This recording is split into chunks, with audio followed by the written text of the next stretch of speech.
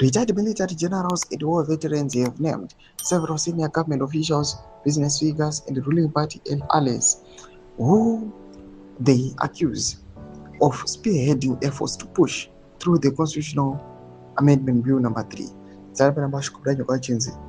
List of criminals surrounding mnangagwa targeted by generals, and was subscribed or like on the bell icon.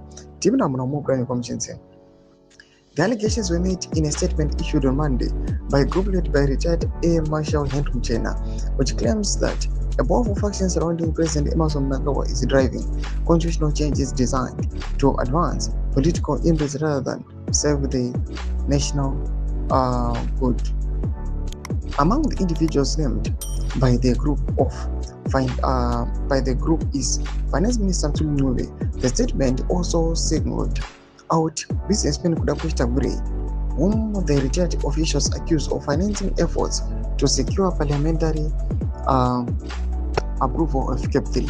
Other prominent figures mentioned in the statement include Justice Minister Zambi, Presidential Chief Secretary Martin Rushoya, General Moyo, Zambia spokesperson from Changwa, businessman Wikno Chivayo, Mapuputa Fara legislators Kutsokpanya, Local Government Minister Daniel Gari, Village Provincial Affairs Minister Owen Mudanure, and businessman O Tungarara.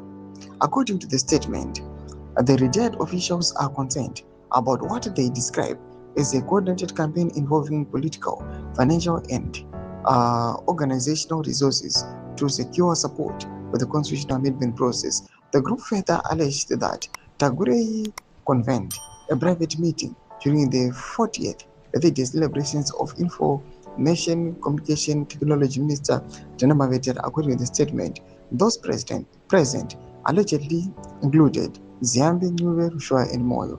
The retired officials claimed that discussions centered on the allocation of $31 million fund allegedly set aside to secure parliamentary support for CAP 3. They further alleged that payments of $50,000 were proposed for individual members of parliament.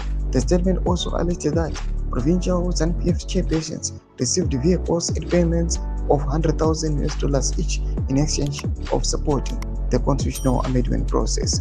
No documentary evidence was publicly produced to support the allegations at the time of publication. Neither the Office of the President, the Ministry of Justice, the Ministry of Finance, nor any individual named in the statement had publicly responded to the claims. Toma developments are popangwa in a comment section. So subscribe or like, check on the video.